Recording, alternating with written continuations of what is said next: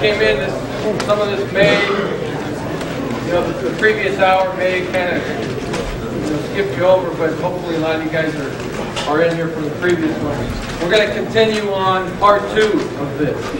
And the next thing that we're going to talk about is game planning. We talked a little bit about what we think is important going into each game or what to think about. Okay, as far as game planning is concerned, okay, first off, the size of the game plan. And I will tell you right now that I'm the last person to be talking about size of game plan because I go way overboard with the game plan. And some of the things we have to remember that our coaches always remind me, Coach, how can we practice all this? There's no way we can practice all this. When you go into a game with 20 runs, 15 screens, 95 pass plays, 10 protections, whatever it is, Coach, they're wanting to strangle me by the end of the week. Coach, we can't practice this. How are we supposed to do this against this front, this blitz, that blitz, so on and so forth. Okay, so we need to all remember to keep the size of the game plan to where it's feasible to practice it so that the players can understand it. I want to read you a little stat here that we put together as far as the percentages of situations. Okay? First down, 44%. Second and 1 to 6, 10%. Second and 7 plus, 23%. Okay, so first and second down equals 77% of the plays that you run in the game. Okay, third down, third and extra long, 8%. Third and long, 6%. Third and medium, 4%. And third and short, 3%. Okay, or 23%. Okay, so if you were wise, which I'm not, you would utilize that much of your practice for those different situations. Now, can you only spend 6% of your practice time on third long? I don't think so. I think it may be one of those games where you're getting bashed on first and second down, and you better have a good plan. Okay, for that you better have a good extensive plan for it. But just something to keep in mind as far as size of the game plan. If you can take a look at the percentages of the down and distance that you face, on maybe the different type of offenses, may totally differ from the type of offense you run. Okay, if you're a big smash mouth team, you may end up in a little bit more third and long or third and medium than a team that maybe throws more control passes and you end up, whatever. But you need to look and put it toward your schematic and find out where you should be spending your practice time. Okay? And then implementation. How does it all fit together? Okay? We try to be very cognizant of the fact, how does this fit with this? How does this run, or this formation and this run, fit with the play action pass that goes into it? How does the screen game fit off of this formation or this same type of action? Okay? How does the reverse come off of it? So on and so forth. Okay, so to try to implement it to where one thing complements the other. So it's just not out of the blue. Right? And then plan by formation. Again, we talked a little bit about this earlier, but I think this is critical. Absolutely critical as far as if you've ever got a team in a situation where you had them by the ball, there's nothing better than that. When you can get in a formation and they have no answer for it, or they have no answer for a play, it's awesome. 2 years ago, we went to play Michigan State back there. And they were ranked, I forget what they were ranked, 13th or something in the country. And we got into the second half, and we got into a formation and ran an option play strong to the tight end that they had no answer for. And there was about 5 third and 4s that we had in the second half that we just kept running that play and they had no answer for. Okay? Let's say you get into and playing by formation, we have a game plan for every formation that we go into. Some are more extensive than others. But let's say you get into the game and you have a really good plan at a 3 wides and single back and a tight end. Okay? All of a sudden, the guy that you were going to have a lot of plays in for, he gets hurt on the opening kickoff. Okay, now all of a sudden, this isn't such a great plan because that guy that you were counting on is out, and the next guy that's going to play there doesn't give you that personnel matchup that we talked about earlier. Okay? So, now you get to the other package, the 2 tight end package. You know, or you go to your 4 wide package, or you go to your base personnel package, tight end, 2 receiver, 2 back, so on and so forth. We will have a game plan for every single personnel grouping that we have. Because we may stumble onto something by accident, we think, you know what, they're lining up the same way and all this. Maybe they have somebody that's hurt through the week, and now you get into the game and you say, you know what, they're not comfortable with this right here, let's just keep going at it. Okay, or what we thought may be good, all of a sudden isn't so good, let's go to something else. Okay, but to have the ability to do that, so we're going to have a plan by all formations, out of all formations and personnel groups. Okay? Next thing, game plan categories, and I'll just go through this real quick because I'm sure that we all do the same thing. Okay? We're going to have a section on our boards, and this is how our boards are organized. We have a section on our board where it's all of our runs. Okay, like I said, we will go anywhere from 15 to 20 runs in a game. Okay, in a game plan. All right, next, play actions. And that's right next to it because a lot of times those play actions fit into what those run schemes are. Okay. In play action, we're going to have the action, and why that says action is it's off the same action that we ran. So if we ran ISO, we're going to run what's called play pass off that action.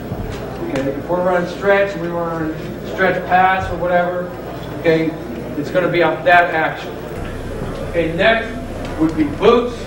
Boots for us, or waggles, or whatever you want to call them, are things where you're faking something and getting linemen out in front. Okay, you're moving the pocket with linemen out in front. And then nakeds of just selling the run, whatever that run is, and then coming back out away from it or following it, whatever it may be. Okay, but we're going to have a section for those. Okay, and then we're going to have a section for the 3-step game or the quick game.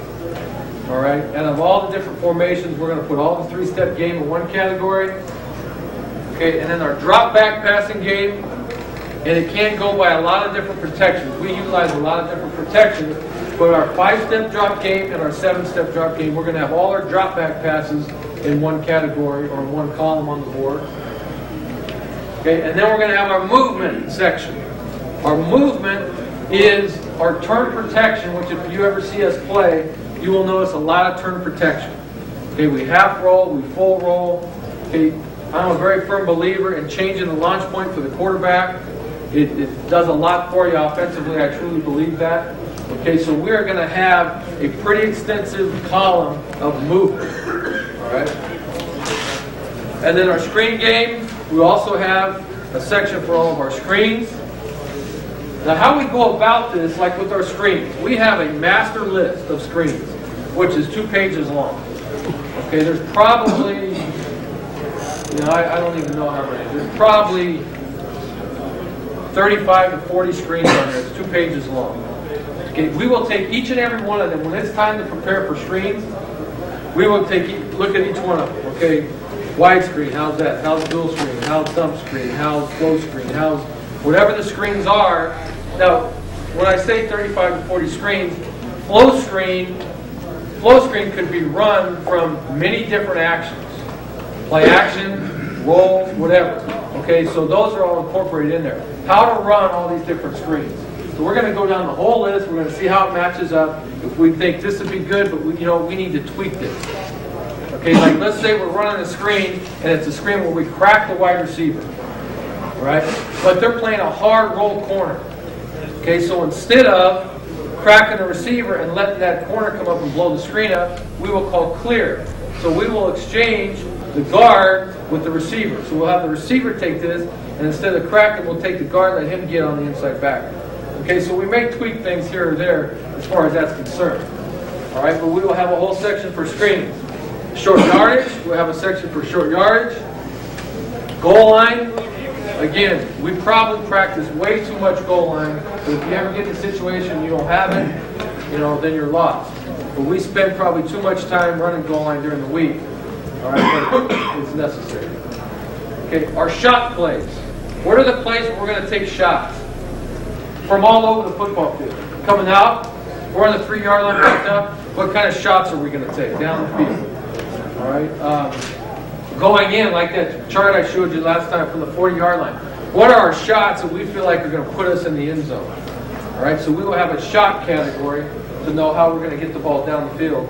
And then our gadgets. All right, we'll have our gadget plays, whether the reverses, double passes, whatever. We're probably always going to go into a game from anywhere 6 to 8, maybe to 10 gadgets. Never ever get them all called, but we're going to have it. It's fun for the kids. They like it, you know, so on and so forth. And then we're going to have our gadgets. Okay. Weekly organization. This is how we break it down. I'll just go over it briefly with you. You guys can probably do your own thing, but this is how we do it. Okay. On Sunday, we come in. We review the game from Saturday. As a staff, we don't have our players come in on Sunday. We review the game. Sit down offensively, defensively, and go over our personnel, how we're doing health-wise, so on and so forth. We preview the opponent. So we'll start watching, okay, the next opponent, start breaking down all these formations. Very rarely do we ever watch a game tape, a complete game. Never, pretty much never do we watch it. We take it, it's all broken down by formation. We start with all our 2-backs. So we'll take our 2-back pro stuff, we'll look at all that. And then we'll go to twin, and we'll go to open. So on and so forth. So we'll hit all the 2-back. Okay, whether it's 2-back, 1 tight end, 2-back, 2 tight ends, 2-back, no tight ends, whatever. We'll look at all the 2-back stuff. Then we'll move on to the single-back. Single-back, 2 tight ends. All right, look at that. Single-back, 3 wides. Single-back, 4 wides, empty, blah, blah, blah, on and on and on. All right, so that's what we do and draw it all up on a huge board. Okay, it spans across the whole room, like from that wall to that door. All those formations are drawn up like that. Okay, and what we get out of that. All right, so that goes on Sunday night. On Monday, then we're going to prep the run and play action. So we're going to start talking about around noon on Monday. We're going to start talking runs and play actions after we feel like we have a pretty good grip on what we're doing formation-wise. Okay, Tuesday we're going to finalize, and we're going to go out on Monday. We're just going to walk. We're going to run them. And we're going to walk through a few things, nothing real extensive. And then as the team runs, I let the coaches go in and start getting going again because we have to go over academics and all that stuff. So Tuesday, finalize the run game and play action. Go to practice, and then that night we watch that tape, and then we start in on prep for 3rd down. Okay, Wednesday. In the morning, we'll talk about goal line and short yardage, put that plan in. We'll finalize our 3rd down plan. We'll practice 3rd down and goal line and short yardage. Special plays and the gadgets are also done on Monday and Tuesday, so we can get a good look to see, can we run this or not? Maybe we throw it out. Okay, and add another one. And then Thursday, we plan the red zone. For Wednesday night, we'll plan the red zone, get started on that. In the morning, we'll do it, and then we'll do all the situations, down and distance-wise, and then we'll practice red zone and all the situations. Friday, we will do the last plays from, hit our special plays again, and do special team substitution. All right, and then we play the game. All right, so really that's what our week looks like as far as how we organize it, how we go about it. Okay? Any questions on that? Okay, or the game planning, anything about game planning, because we'll move on from that. All right? Again, a lot of different people do a lot of different ways. It's not to say that this is the right way, this is just how we do it. Okay, let's talk a little bit about shifts and motions. Okay, utilizing shifts and motions. First thing in this is,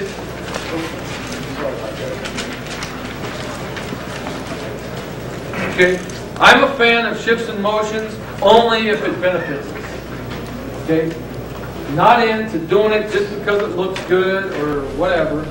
Okay, there has to be a reason for why we do it. Okay, if you're out there and you're shifting, and the defense just stands there and looks at you, it's probably not worth doing. Okay? Probably not worth doing. If you're shifting and everybody's moving all over the place and things are happening and you're causing confusion and things like that, okay, it could be a good thing. The first thing that we want to remember, though, is let's not confuse ourselves. Okay? Let's not confuse ourselves. We shift, they start changing shades, the linebackers start moving, so on and so forth. Now our line has to communicate on who went where and what we're doing. Are we changing the scheme? Are we cross-blocking? Are we base blocking it? You know, what are we doing? Am I working with the center? Am I working backside? What's going on? Okay, so the secondary is going to change with motion and shifts, and now who's the quarterback reading? Did he change that? So if it's too confusing, we won't do it. We want to make sure we know what we're doing. Okay, so we need to make sure of that first of all. Okay, get in and out of the huddle. When you're utilizing a lot of shifts and motions, or we are very conscious all week long, making sure that we pick up the tempo in the huddle. We have to pick up the tempo because we're utilizing these shifts, these motions, so on and so forth. We got to get in and out. All right, so we give ourselves a chance when we get to the line of scrimmage to make sure that we can execute properly. Okay. All right. Let's look at some shift things, and then we're going to watch some tape on it. We'll talk about this first, and then we'll throw the tape on. Okay, shifts, change of strength. Some of the things that it does. Makes the defense adjust. Okay, you want to make the defense adjust. Run support, again, eliminate their recognition of the plays. Make them communicate a little bit. All right. The one thing we'll look for is how many players move. Let's say when we shift one guy, 5 of their guys are running all over the place trying to figure out what they're doing, okay? Can be to our advantage. All right? Make the defense think, limit play recognition. All week long, what are they doing? They're saying, okay, out of this formation, they're running this play, okay? Or they're running these 3 plays or whatever it is. All right? If you can make them think a little bit and limit their play recognition, advantage should go to you, so they just don't know that, you know what, this is coming downhill right here. Just a little window dressing if you're getting the same look that you want. Okay? Create personnel matchups. We talked a little bit about this earlier in utilizing your players, what their talents are and what their strengths are. All right? So create personnel matchups can be with the shifting as far as angles for blocks, can be, again, let's say you have a guy coming off the edge over here who is a great pass rusher. Okay? And your tackle is scared to death there. And that defensive end always plays to the weak side. So now you get in a left formation, shift the tight end over, because the guy always lines up weak, and now your tight end slamming him on the way out to give your tackle a chance to get in position to get that done. All right. Same thing if he always lines up to the tight end side or what have you. Okay. Take the tight end and move him around, and now let a back block him off the edge, whatever it may be. But utilize that for personnel matchups. Okay. Create better blocking angles. Okay. And I will show you this on the tape. Let's say you want to run a certain play at a one technique. You want to give your guard all the advantage of block down on the one technique, let's say. But their one technique always plays to the tight end side, and that run scheme happens to be a weak side run. Put your tight end to that side, get the one technique that you want, shift the tight end to the other side, they continue keeping the one technique, then you've created a better blocking angle for your guard to block a one technique, if that's what you want, if that's what you desire. Okay? Create better blocking angles for people. You do that with shifts. Okay? Let's talk about motions, and we'll go through, and then because they kind of all go together here with the tape, and that way we don't have to go back and forth. Okay? Motions. Put players in a better position to carry out their assignment. Okay? Number 1, to block the safeties in the run game. We all know that these days everyone is stacking the box. There's always 8, 9 guys up in the box. All right? Safeties are way up in there tight. So we need to utilize motion so that we can get to those safeties. All right? Number 1 in the run game. Okay, secure the edge for the run or the pass. You remember as we talked about last hour, we talked about motion across to secure the edge for a run. Okay, so ZCO5, right? The tackle's going to run off and block the backer, or he's scooping with the guard to the back or whatever. We need to block the end. Bring a receiver across the motion or tight end or what have you to bring him across the sealed backside. Okay? So put him in a position to do that. Okay, same in the pass. In a pass protection, if you need to motion across the tight end to chip that defensive end on his way out, whatever that may be. Okay? This guy splits, and you're going to see this on the tape. Let's say you're in the middle of the field, and your X, you're in a right formation, so you have Y and Z to the right, but your X, his assignment is to crack the backer. So he's got to take a crack split, a 7-yard split from the tackle for us. Okay? If he came out and he lined up like that, the whole stadium would know here comes a crack. Right? So what you do is you align in a formation that covers him up and then use motion to get to that formation to disguise his split. Okay? Because now they have to recognize it really, really fast. Okay? So now we're disguising the split there. Okay, used as a ball carrier. Okay, a lot of the fly type stuff where he's in motion, you're handing him the ball, and you're utilizing him as a ball carrier with motion. Okay, fake to him as a ball carrier, and so you're trying to give him a little misdirection look, things like that. So you can utilize motion for that. Used for deception. Get a lot of motion going one way, you come back the other way. I'm going to show you all this on tape right now. Okay, and then create easier releases. Let's say you get into that situation. Remember we talked about, we need to make sure we have a plan for bump and run. Okay, let's say you have a guy that's not real good at getting off bump or whatever. You need to utilize motion so you can create a release for him. Get the DB moving so he can get inside. Get somebody moving so we can get some rubs. Okay, that type of thing. Okay, and then the next one would be create rubs.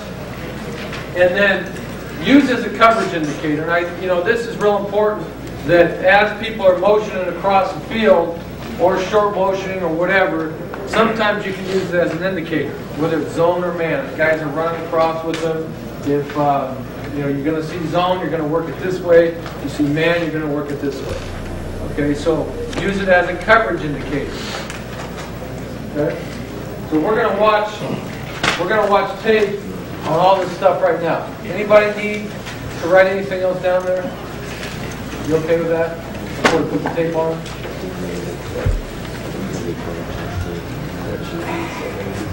Okay, here we go from a 2x2 to a 3x1. Okay, so if you have a situation,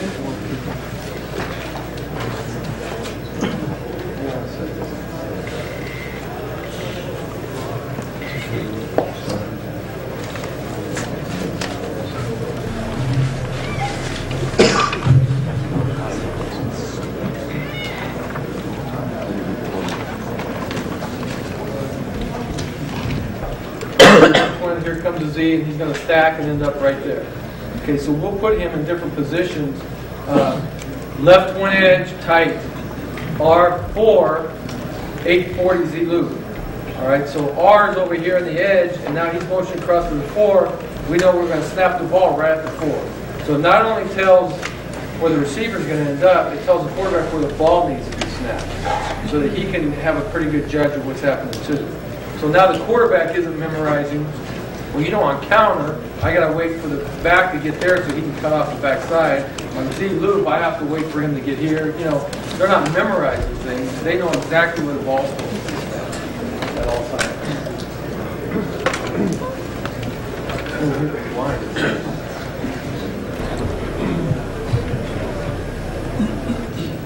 We're going to go from a 2x2 to a 3x1. We talked about what? How many people shift? Or how many people move? Look at all that. Okay, now look at all the communication going on for the defense, right?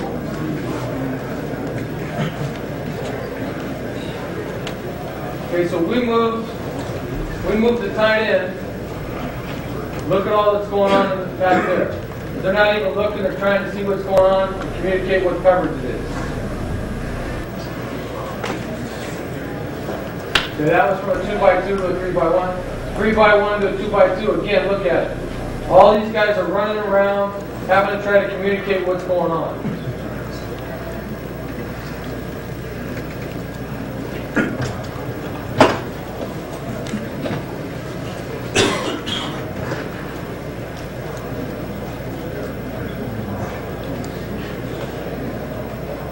If they're doing all that, they're not taking a good look at what plays are coming out of that formation. Okay, shift to create blocking angle. Okay, now what we're looking for here is we're going to run a play, we're going to shift, and now we're going to run back here to this tilt to this one technique. We're trying to give our guard a little bit better of an angle here to be able to block down on that tilt. Okay, doesn't do a great job of blocking him, but we want it to cut back behind the one technique. Okay, so in order to do that, we line up in this formation, shift the tight end over. They didn't move the front. All they did was move the backer. Okay, and we got a little push there. You can see what the hole would be like. The center could have helped them a little bit, but again, it's to create a blocking angle. The same thing here.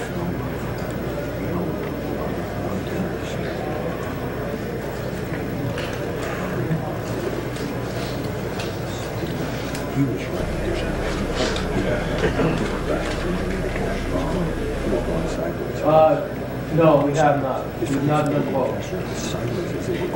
Again, because they're like moving around and things. Because you might have to audible out of the package we talked about. If they have 4 guys and a buck guy, you might have to chip out. Okay, which one will be? This is to secure the edge. Okay. Here's one to secure the edge. We got a wide 3 technique on the weak side, I believe. And we're going to pull the guard. We're going to have the tackle block down on the weak side over here. And so we need to block that defensive end to secure the edge. Okay, right there, so we don't get chased down off the backside. So we're using motion. This would have been an example of left twin Z seal 4. So he knows the 4 is right here, and he's going to seal. So he's going to take over for that tackle. If we just said Z spin 4, he'd come down and he'd release at the 4 hole and go block number 4 on that side. Okay, but we call it on a seal motion here. Okay, to block the edge. Okay, so use him to secure the edge.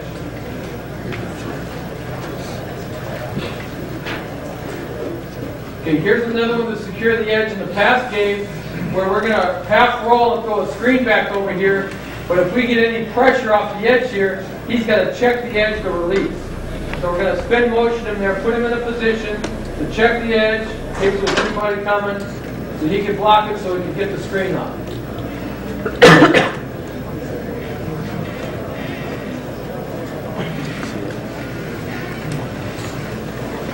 Okay, so you can see as the motion guy's there, he's looking to see if we've got a 4th guy coming strong or someone the tight end couldn't handle.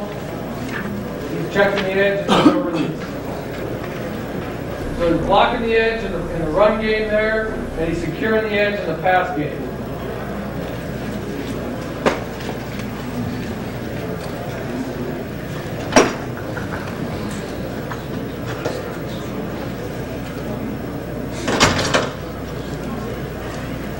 Okay, used as a ball carrier.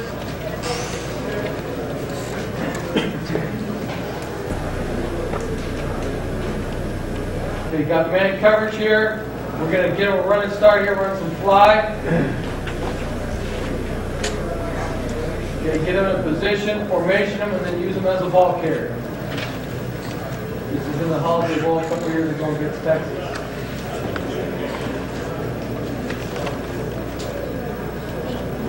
Okay, so again, this would have been right same week, Z4. Okay, 4 tells him he's right outside the tight end right there, so we know exactly where to snap the football.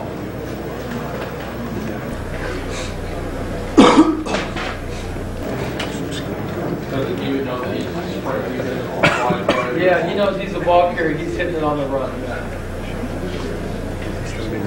Okay, a little misdirection.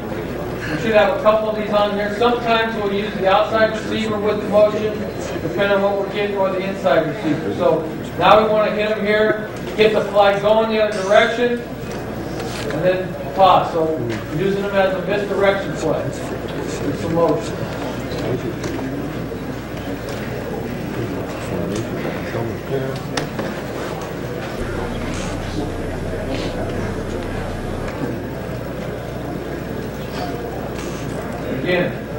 depending on who's on the motion, right? You have the R or the X out here. This, I think this was the outside guy, right? So this would have been X5. Right aim, X5, 48 fly toss.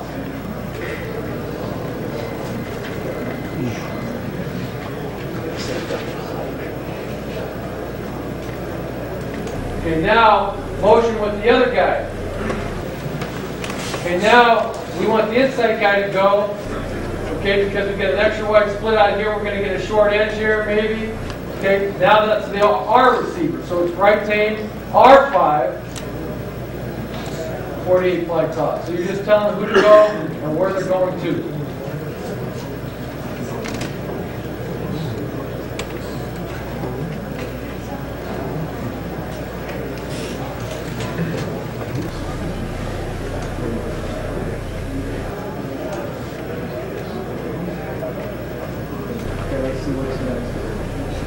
Deception. I think we're going to fake here and then throw back the cross. We're going to run a wide drag here. So we're going to fake the fly, get it all going that direction. Okay, didn't get quite the mesh we're looking for here. The back should be up off the edge. Okay, but for deception, he should be pinning his arm, getting around the edge there. Fly's not doing a real good job of that.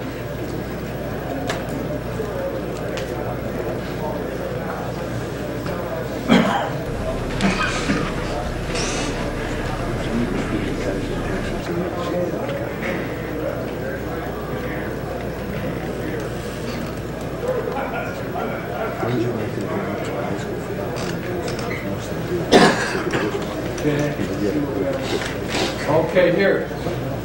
This is another deception play. We're going to take our best guy, or our guy that can control the ball. We're going to put him out here, and now we're going to motion him back across. Again, this is probably right twin tame, X stack. Okay, to tell him the stack motion. So that's where we're going to snap the ball so that now he can get the toss. We don't want him at the 5, but we want him stacked. Okay, then we're going to pitch it to him, throw it back. Okay, so another way to use motion, but again, to tell him exactly where to end up to execute the player, execute his assignment that he needs to execute.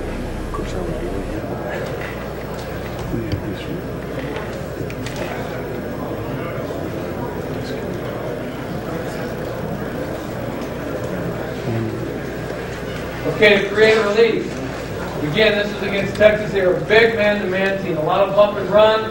I think this is on like 3rd and 5 or something like that. Okay, we felt like we were going to get pressed across the board here, so we're going to use a little bit of motion to stack him. Okay, to create some angles or create some releases for the receiver. What's the term to have you come in and back out? Spin. Spin. Yeah.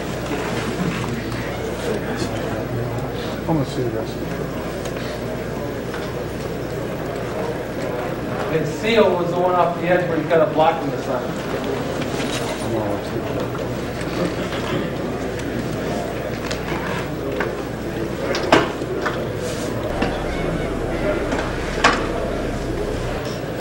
Okay, here's another one now. We're going to come across. We've got bumper and run. We have press here. Okay, now we're going to use this to create a little rub going on. Okay, get him over the top so we create an angle for our receiver to get off here. So we're not fighting the press, trying to get off. We're going to come back. We're going to cross the stem. So this would have been left light Z6 986 switch. This play call.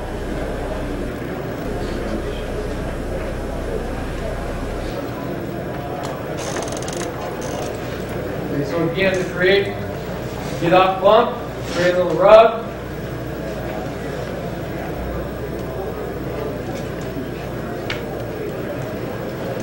Okay, here's the one. Okay, we're going to use some motion here. Again, this is stack motion. So we're going to bring it down and stack it. So we're going right thumb, Z stack, fire 840 Z.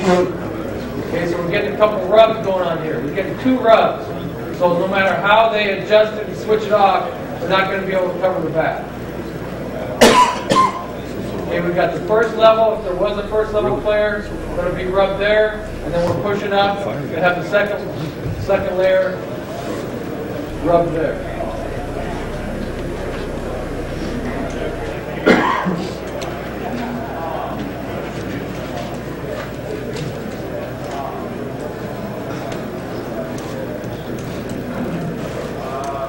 Okay, so putting our guys in a position so that they can execute their assignments.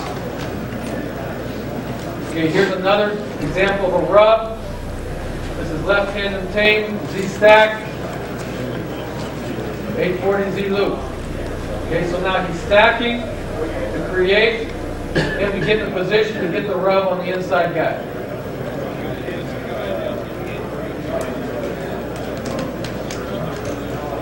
That's good.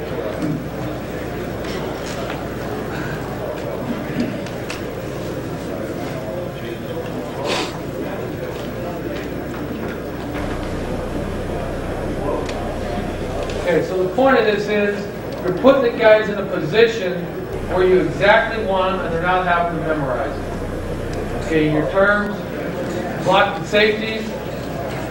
Okay, again, safety down in here low for run support, motion him down. So this would have been right, Z6, and then run the ball, put him in a position to block the safety.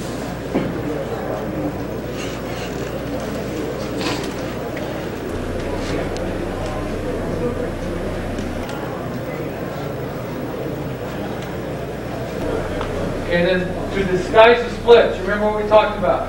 Okay, we're going to run a little crack screen here, where X has to crack this inside backwards. Well, if we had come out of the huddle and just lined up in the right formation, okay, everybody would know what that guy's doing from there. Okay, they'd be yelling out, watch the crack. So now we're going to get in this formation, disguise it, motion him across, now they don't see it coming, snap the ball, now he can get his crack from there.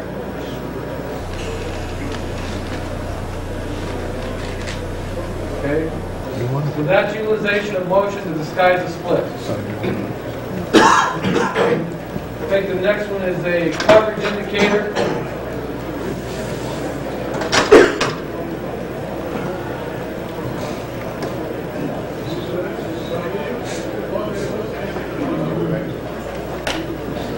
Let's look at the coverage indicator next.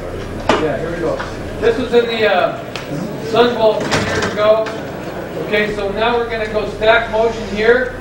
Let's take a look. What coverage is it? Zone, right? Okay, so now the quarterback knows on pre-snap read that zone coverage, now he's going to work his loop route to his fullback in the flat. Okay, this does 2 things, this motion. Okay, it creates a little rub, and it's also an indicator. So same play, but the quarterback knows now that the man route that we're going to run here is pretty much out of the picture. So now we're going to work our little zone package. Okay? So coverage indicator.